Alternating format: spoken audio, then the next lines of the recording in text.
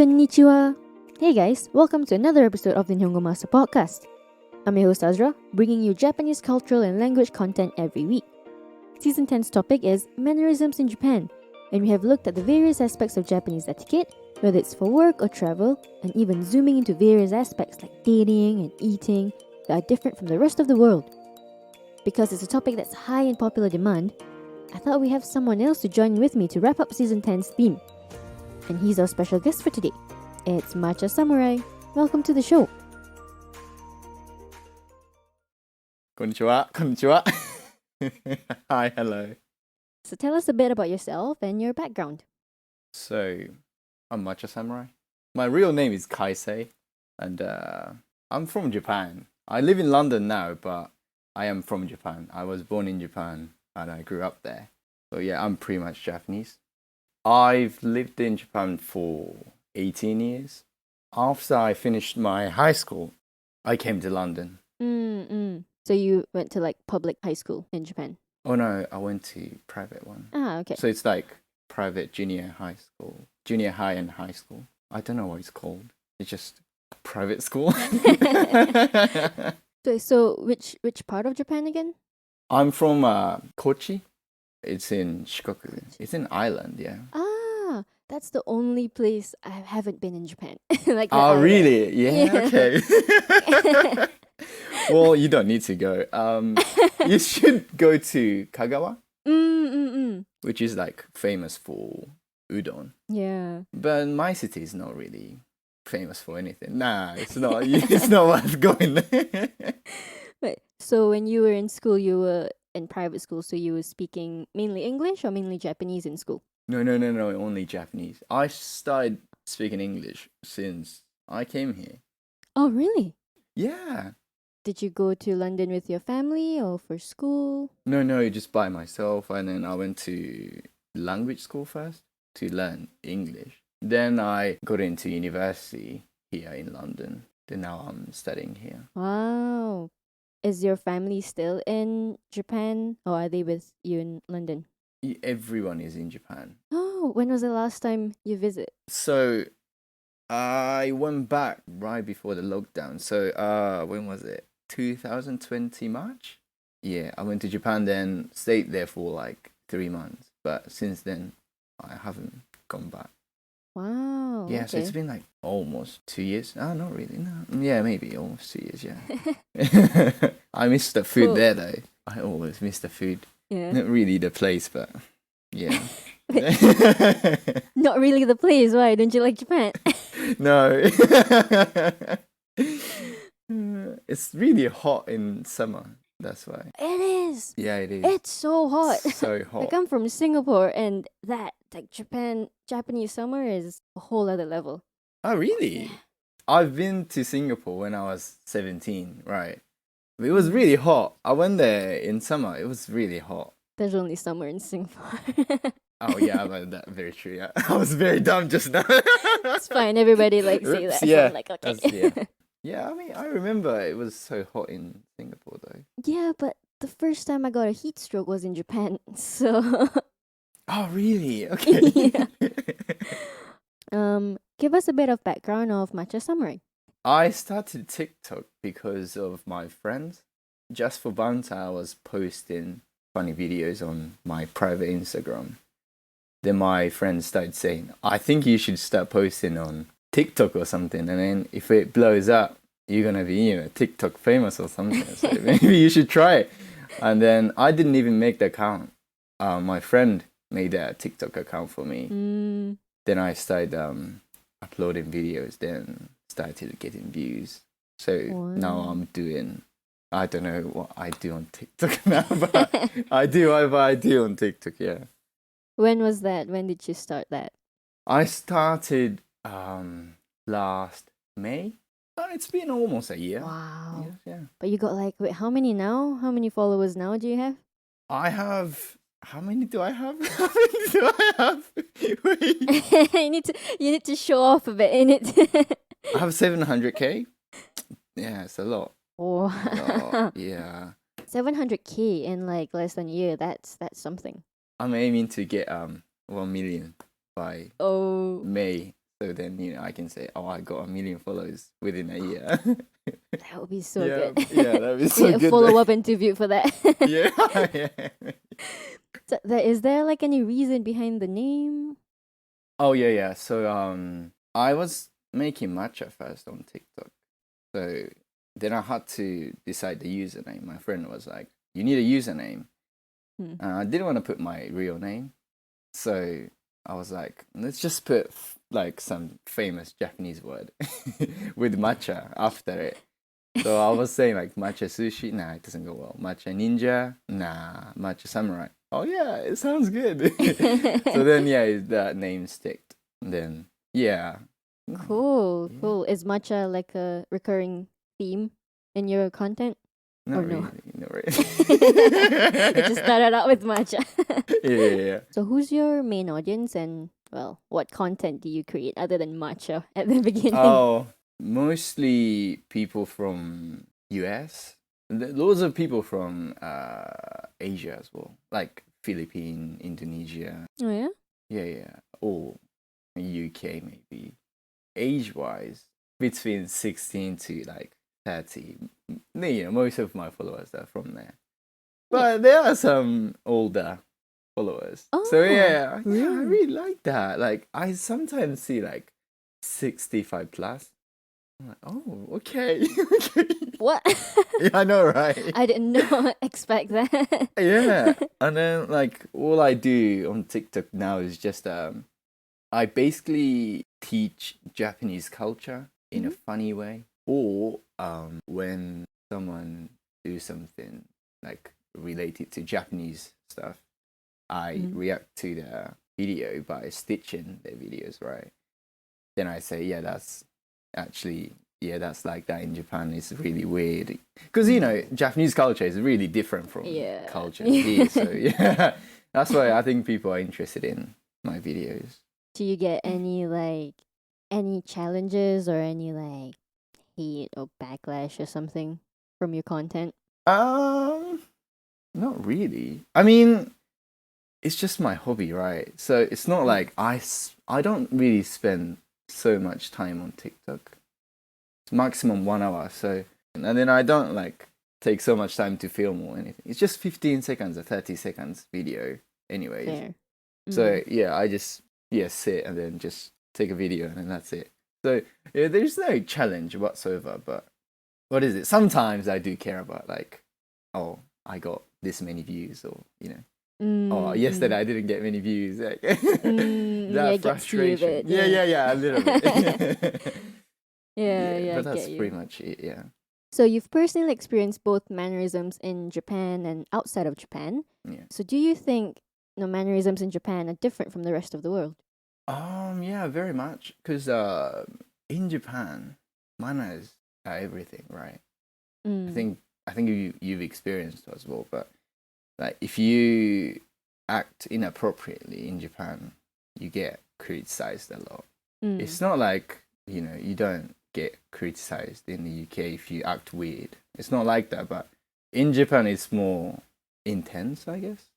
So like you have to care about bow or like like using the formal words. What is it? It's called keigo, right? Keigo. Yeah. Keigo, yeah. You have to use certain grammar or words for all the people, like your boss. He is a bit like that in English as well, but in Japan it's more extreme, I guess. Yeah. Yeah, you can't call your boss by your first name in Japan. No, Like you can't do that. You have to put like san or something as well. Yeah. In school you have to always bow to your teacher when you see them. Oh, really? Yeah. I mean, I don't know. Maybe not anymore. I had to. like when you say like, hello, you have to say like, ohayo gozaimasu. Like good morning. In the morning, you have to bow and then say good morning. But I wasn't really a good student, so it's not like I was using keigo to teach it. Yeah, I was really bad student. Honestly, not proud of it, but yeah, I was more casual to teachers, and then they all often told me off. You can't talk to me. Yeah, you can't talk to me like that. You have to speak to me in keigo. So, oh, I'm sorry, but I didn't really care though. I guess when you're a kid, you kind of get let off, but when Yeah, you're yeah, an yeah. adult, it's like, Yeah, you nah. have to. So, how important is it to know Japanese mannerisms if you want to live in Japan?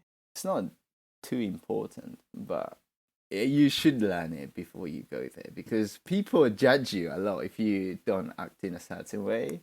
I think Japanese people are really like, they're not really open minded. I wouldn't say everyone isn't open minded, but so many people are like stereotype, and then if you act weird, they're gonna be like, oh, you're like, you're not Japanese, you're like from outside of Japan. Yeah, right. Yeah. There's So the Japanese and everyone else yeah, in Japan, yeah. learn some of the manners, like you don't chew out loud, you don't put elbow on the table. I do that. Oh, Do the really? kids Yeah. Yeah. Yeah, you shouldn't do that in Japan. Yeah, I get told off a lot, and the weirdest thing is if you hold the chopsticks in a wrong way, you get told off. You have to hold chopsticks in a certain way, or like you have to hold dishes, because in Japan you lift the plate or bowl when you eat. It's not like here, like put the plate down on a table then eat. We lift with our hand and eat like this, right? So you have to kind of what is it, like follow the table manners. Yeah, there's so many weird rules that I don't know as well, but Well, the slurping thing took me off guard when I first went. I know, right? That's not rude. That's not rude, That's but not chewing rude. out loud is rude, so it's Yeah. kind of confusing. It's confusing. It's really confusing. So you slap miso soup, like you even slap when you drink, right? Yeah. But you can't chew out loud, like Yeah. that's rude in Japan. Sometimes I'll just look around and see if anyone's what they're doing and just copy them. Yeah. 'Cause I Oh, don't that's the know. best thing to do, I guess. Yeah. If you go to Japan, like I think you're gonna be surprised. You're gonna be shocked. But just do what they're doing, then you're not gonna be stand out. I'm like on high alert whenever I'm in Japan. It's like, is this okay? Yeah. So, how about traveling? Do you think it's necessary for travelers to know Japanese mannerisms when they travel to Japan? I don't think so. Yeah. If you wanna live in Japan, then if you wanna fit in Japan, then maybe you have to. Then if you're just visiting there on holidays or something, you don't have to. Yeah. It's fine to chew out loud. Of course, yeah, of course. Sometimes, like I get used to stuff here, right? It's like, Yeah. for example, you're not supposed to eat while you're walking outside. It's not rude or anything. I don't think so. But I did that next to my friends, and then you act like a gaikokujin. I was like, what? Because I bought the donut and I was hungry at that time, so I wanted to eat it, right? Or like, slapping, because it's not, you can't really slap here, so Yeah. that's why I don't really. People stare when you slap outside of Japan. Yeah. That's why I don't slap. I didn't slap when I went back, and then my mom was like, "You're really quiet when you eat." We were eating soba. Soba is like noodles, yeah. You eat really quietly. I was like, oh really? Oh, thank you. I mean, you don't slap. I was like, oh yeah, I forgot. Oh, thank you. Yeah. I forget how to write kanji because I don't take notes in kanji or Japanese anymore. So when I was writing, I changed my passport and I had to put the address and details on the paper. I forgot how to write some kanjis, and then my mom was like, "Oh, I'm really disappointed in you. Oh You're no. Japanese. What are you doing?" I was like, "Yeah, but it's like like kanji is like really complicated. I can read it, but it's like extra dots or like extra line. Sometimes I get confused, right? And then like, oh, what was that kanji again? Can you write it?" And my mom was like, I'm just shaking her head next to me. But like, especially now that we can just type it out. Yeah. Like my friends, they say they forget as well because you just type everything out. Yeah. You know. Yeah. I think everyone struggles Yeah, with yeah, kanji. yeah, A little. But it makes me feel better knowing like even Japanese people struggle with kanji. It's not like only you guys. Yeah. We Japanese people, struggle as well. That's a Yeah. relief. So do you have any tips and advice for those who want to know more about Japanese etiquette? Oh yeah, you don't shake people's hand when you say goodbye or yeah. Yeah. You just You say do the bow. yeah or bow, or just if you're friends, you just wave a hand. It's a bit weird now. Like I I know. like I'll say bye to my friends and usually we hug Yeah, and yeah, stuff. yeah. It's like Yeah, mata I know. ne. Yeah. I know, it's so awkward when I say bye to Japanese people, because in here, like in London, like people shake hands or hug, and so it's like Yeah. goodbye, right? But in Japan, like Yeah. so when do we go? Like When when? they go like tanoshikatta and you're like, oh, that's a goodbye Yeah, now. yeah. Oh yeah. Okay, you wanna go now? It's the whole like reading the air thing that's very important Yeah, in Japan. I yeah, think. that's the thing. Also, it's like the best way of learning. Learn it from YouTube, I guess. Like there are so many like YouTube videos out there now, so you can learn from YouTube. Don't learn it from anime, because it's the whole different thing. So yeah. Some stuff is accurate, but some are just for anime, right? So when people think that is Japan, I have to explain all the time. No, not really. It's not like that in Japan. Like, so for example, it's like, those like school anime. Yeah. Yeah, we go to rooftop and then like do romantic stuff, right? Rooftop. You can't access the rooftop, so. Yeah, it's not romantic, and then in some school you can't even have a boyfriend or girlfriend. What? Yeah, in some school it's banned. Like it's not appropriate apparently for. Huh. So what about like the kokohaku culture where they give the chocolates and they do the bow thing and the girl runs off? Yeah.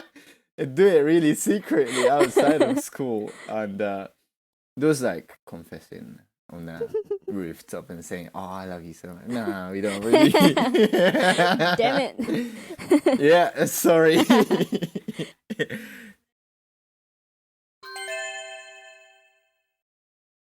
Okay, hey, so let's change things up a bit. Let's think of 3 scenarios that have very different etiquette in Japan than the rest of the world. And if you can think of any fun words and phrases for them, throw them in too. So now season 10, episode 10, as part of our Valentine's Day special, we actually have an episode on dating etiquette in Japan.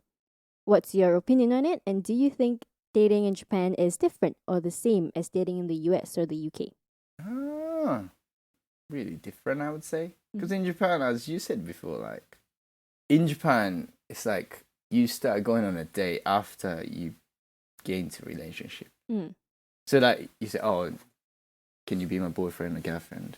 Then you start going out with the person. But here, I think you go on a date first, then see how the things are, then decide you get into a relationship or not. I guess dating culture here makes more sense though, because if you don't really know the person, I don't know, if you get into a relationship, then if you don't know the person, it's not gonna last long. That's what I heard, right? In Japan, it's like people tend to have a lot of past relationships because of that, because of the kokuhaku culture.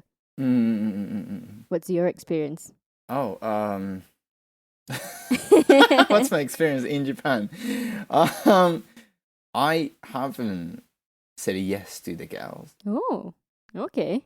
It's not like so many people, confess to me or anything.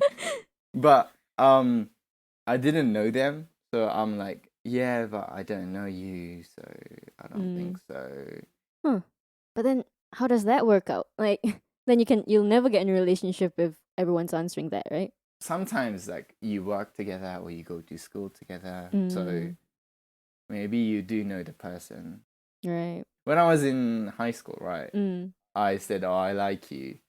You want to go out sometimes?" And she said yes. So we did date for a bit, but that started from friendship. So we knew each other. And in Japan, Valentine's Day, girls do something for boys.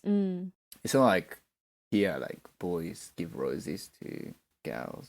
Mm-hmm. Girls like make chocolate or like cake, whatever. They make something, and they put little note and then say, "Oh, I like you. You know, I want to be your girlfriend." Yeah. So like, that's how Japanese people start relationship, or like, you know, start dating people. I've never got into a relationship from that, but I'm like, no, I was so awkward. I was like, no, I don't think so. I'm like, thank you for the chocolate. It was So really yum. you took the chocolate. Yeah, I was like, oh, thank you, because you can't tell. It's in a box, so I'm like, yeah, pretty much. You're serious, I know, because there are two types of chocolate, right? One's called homemade chocolate, and one's called giri chocolate. Giri chocolate is like friendship chocolate. So the one I got was like, oh, this is the homemade chocolate, like a real one. Oh, like, oh, it means something, but I can't, like, oh, I don't want it. I can't say that, right? In Japan, like, it's more like you have to accept any gift.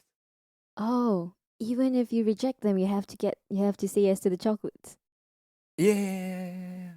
Aw. And then in Japan, you don't open the present in front of the people. That's Right. one thing, but it's quite, in here, it's more appropriate to open the present in front of the people, those people who, you know, gave you the gifts, and then, you know, show your reaction, right? But in Japan, you're supposed to open it in your house. Right. Yeah, that's why you can say no after you eat the chocolate. I mean, of course, you see the letter first before you eat the chocolate, but, you know, it's in a bag, and then I see the letter, but I'm like, yeah, thank you. Thank you. I'm like, nah, I don't think so. I'm sorry. But I feel really bad, and, you know, there's a thing called White Day. That's for boys who got the chocolate on Valentine's Day.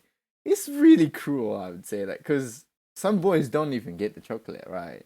Those 2 days, they just don't do anything. Oh, that's sad. I didn't give back chocolate, because if you give it back, that means, you know. Oh, right. So you're saying Right. yes to that, basically. Yeah. But you say no because it's in March, so you say no first, anyways. It's on the 14th of March. It's in a month later, right? So if you don't accept it, basically, you know, you just say no. We're going to look at the work culture in Japan now. And I feel Right. like I always talk about work culture in Japan because it's just so different from everywhere else. And we even have like Yeah. a whole season on it, like season 6. Oh, yeah. But in season 10, we have an episode where we talked about like how you behave at work. And one of it was like having the formal attitude. Because I guess like maybe in the UK, the US, like if your boss is okay with it, then you're pretty casual with your boss. But in Japan, it's like not really. Like you really have to be quite formal, right? During working hours. Yeah, it's like that a little bit here, but more intense in Japan, I would say. Here as well, like, I think people are more casual than, you know, in Japan. Because in Japan, there are few types of keigo, right? It's not like only one keigo. Yeah, there's like different levels of it. Yeah, I don't know, but there are different levels, and then you have to, you know, use those, you know, the certain keigo, and then depending on the level of people, I don't know how to say this, but there's like the humble and the honorific kind of thing. Yeah, Yeah, like you kind of humble yourself in that language, kind of like bring up the guy, something like that, right? yeah, it's like, so the phrases are like, you know, arigato is thank you, right? But arigatou gozaimashita is formal. But sometimes you can say, sumimasen when you get the gift. But sumimasen means sorry, but in a formal situation, it can mean thank you when you receive something. Yeah, so like, sumimasen, domo arigatou gozaimasu, sumimasen, like, yeah. Yeah. Really different, and you have to pay attention to details, especially in Japan. It's really intense. That's why I'm here. That's why I'm here. Is that actually one of the main reasons why you buy Japan? Pretty much, yeah. I kept telling my dad, I was like, I'm not working in Japan now. There's no way I'm working in Japan because my parents work from Monday to Saturday, right? Take a break, like weekend is weekend. Come on, like why are you working on Saturday? Do they like work overtime as well? Like Monday to Saturday? Do they like But they run their own business, so maybe it's a different story. right, But right. but still, you have to be on time, and they're doctors, so Oh. they go to the work, from 9 to like 5 6 every day, Monday to Saturday. I'm like, good for you. And then they do things by themselves. So imagine if you're like working for some big company. I had like you have to work overtime like until 10 p.m. or like 11 p.m. maybe like until next day. But Yeah. you have to go to the company next day in the morning again. It doesn't make sense, but I'm like some people after work they go drinking and then they basically don't go home and just go back to work in the same outfit because they stayed out the whole oh night. my Yeah. days, I didn't know that. Oh, Yeah, really? I didn't know that. Like in Tokyo especially, you just see drunk yeah. salarymen just on the floor, just passed out. It's Oh like a my daily God. thing. Oh my Yeah. God. Yeah, that's why I'm in London. I want to work in. I don't want to work in Japan. It's really intense.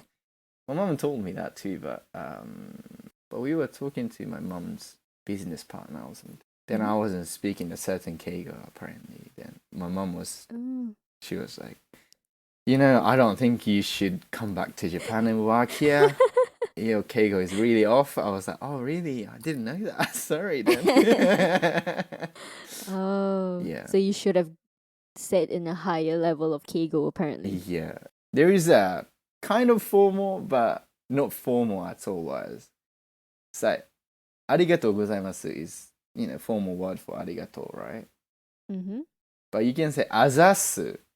Azasu is a shortened word for arigatou gozaimasu. So that's super casual. It's not casual. It's it sounds very casual, but it's really difficult to explain. But azasu is arigatou gozaimasu, but shorten it, right? But you're not supposed to use it to like your teacher or your boss. But it's still formal Japanese, but it's really informal. Right. Yeah, So it's the formal word shortened. Yeah. That's why it becomes Yeah. sort of informal formal. Yeah. But the funny thing is, arigato is more maybe formal than azasu. Really? Yeah, azasu. And then ohayou gozaimasu can be ozaimasu. You shouldn't really say this, but yeah, I got really told off a lot when I was in Japan by teachers. Oh yeah. Not arigatou gozaimasu. Say every single syllables. You can't say ozaimasu or something like that. Yeah, so no short forms. No short forms. Have to do. Japanese people don't like it, so apparently I did that a lot. Your mom seems to be the one that's just pointing out everything that's wrong about. She does. She's really Japanese. I was eating at home. I was eating karage or something at home. I was using fork. Then my mom was like, use chopsticks. We have loads of chopsticks. But I was like, yeah, but I just picked it up. I wasn't thinking, yeah, this is why, what's going on? What's wrong with you? You've been in London too much. I'm like, no, I can use chopsticks, but I just picked up fork. It was just, no, I did it randomly. Yeah, but you're doing it subconsciously. That means you're not Japanese anymore. I was like, Mom, can you stop? Can you stop? God. Yeah, I was like, oh. She sounds amazing. Yeah. Yeah, there are so many rules and manners that we Japanese people don't even know. So there are books about manners. Really? Yeah, in a bookstore. Yeah. And then we learn it when we do job hunting. Because my friends went to university and then they're working there now, right? It's more, this is work culture related, but when you do like job hunting, you go to the interview to the company, right? But you have to do certain things like knock twice and then like open the door. I open the door after they say come in, and then after you open the door, like bow, and then like you close the door and then you don't sit until they say sit or something. Oh, so you have to learn that. Yeah, you apparently learn it from a book or like Wow. university. Or like you have to wear certain stuff. This color of tie and this color of suits. It's really, really, weird. Now here, maybe you just wear any suits, right? I guess. It's not like you have to wear this certain suits, but in Japan it's apparently. But at least you have a book that you can buy. Yeah. At least someone's explained it there, so yeah. Well, we talked a bit about the karage situation with your mum. Yeah, we did. So that's a did. big like Japanese etiquette with the table manners, right? Mhm. We talked a bit in one of my episodes, episode 5 in this season, and there I was reading up, and actually I experienced it as well. There's like a drinking etiquette. Oh, you left Japan when you were 18, so you didn't have much experience. But I do know, I think. I do know. So Yeah, I've heard of it. So drinking etiquette is like you have to, when you do cheers, you have to put your glass lower than your boss or some boss's glass. Really? When you do, yeah, apparently. I didn't know that. Or like the weird thing is like, so when you go to a restaurant, right? If you're the boss, you sit at the corner and then you Yeah, I heard of that. I don't know how basically there is a place to sit, depending on your place in work. So if you're like just starting work, or internship, if you're doing internship, you have to sit near the door and you have to pour water or like alcohol for your boss or superior people. You always have to look after them while you're eating. Yeah, it's really hard work. That's kind of starts from university, apparently. Really? So yeah, they are like, oh, this is another culture, but there is a thing called a senpai kohai in Japan, right? Yeah. So if someone is 1 year older than you, they are senpai, and then they are better than you, apparently. So yeah, you have to speak keigo to them, have to be respectful to them.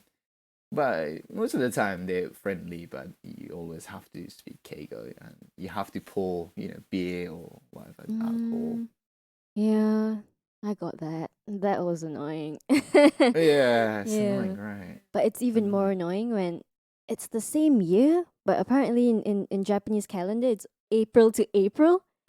So like I'm classed with the people younger than me anyway. Come on. Oh my god.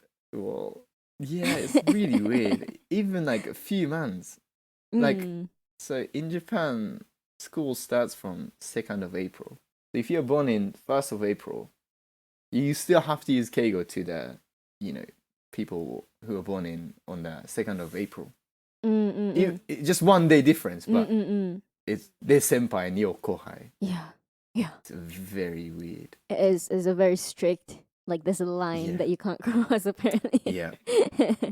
The good thing is like Japanese people in London, they don't really care about senpai kohai culture. Oh, that's good. So when I meet them, of course we start conversation with keigo of each other, right? But then like, of course we ask age and then like, how old are you? 24. Oh, I'm 30. Oh yeah, you're senpai then. But they're like, no, don't use keigo. You're in London. Come on. Come on. I don't like it. Yeah, so people here are more like adopted. More chill. To the culture. Yeah, as well, yeah. So I speak to this person with the tameguchi. Tameguchi is the casual Japanese. Tame means same age. And guchi means language. You can always find a meaning if you, separate the words and then see the kanji or something. Yeah. So when you go to Japan, you don't need to be too nervous about manners, but maybe you should check it out a bit because it's interesting. It's different from yours. So when you go to Japan, maybe if you check it out, then like how Japanese people behave as well. So you might find it interesting. Don't be too nervous, but maybe have a look at those rules a little bit before you go there. yeah, the trip is gonna be more interesting Yeah. than just going there without knowing anything, I guess. Cool. Okay. Thanks so much for your time. It was so fun chatting with you. That's all right. Before we wrap it up, I believe you've tried out our online learning system. What did you think of it, and how do you think our program is different than others? Yeah, so I tried the lesson. It was interesting because had a manga theme lecture, and it had a audio as well with those sentences, so I could hear actual Japanese people speaking, not just learning from the textbook. So that's one different good thing, I guess, from the other websites. And I did that drill, and then I tried it as well by myself. The advanced one, and I got a few questions wrong. Oh, I think, yeah. Well, I think it's really good because it's not only learning from English to Japanese or Japanese to English. You learn from by just reading Japanese, so it's better than just learning from textbooks, I guess. And then the questions have audio as well. So you have to listen to the Japanese, conversation, not conversation, but just Japanese people speaking, and you have to understand. It's more like it's better. Okay. Oh, and before I forget, where can people find you? What's your social media plugs? Oh, if you type Matcha Samurai on TikTok, I think you can find me. And Instagram too, but there is one more account called Matcha Samurai. It's a tea company from New Zealand. That's not my company. So many people ask me, but that's not my company. Don't go to them and then talk about TikTok stuff, please. Yeah, but we follow each other, so yeah. Oh, that's good. It's great, but it's not my company or anything. But they are great. They have great matcha powder, so wink, wink. I'm gonna plug them in. No, but yeah. You can find me, just type in Matcha Samurai on Instagram, TikTok, or YouTube. And that wraps up our fun and insightful interview episode with Matcha Samurai. If you've enjoyed this interview episode, let us know on our social media platforms. You can find us on Twitter, Facebook, and Instagram. And if you're keen on picking up some more Japanese for yourself, pop onto our official website, nihongomaster.com, to learn more about our interactive online learning system. At Nihongo Master, we offer efficient Japanese lessons that are quick, easy, and fun for Japanese language learners of all levels, from beginners to advanced. Our smart tools will assist you in areas where you need a bit of a push and congratulate you on the ones you ace. Get a subscription today and get a head start on your Nihongo journey with Nihongo Master.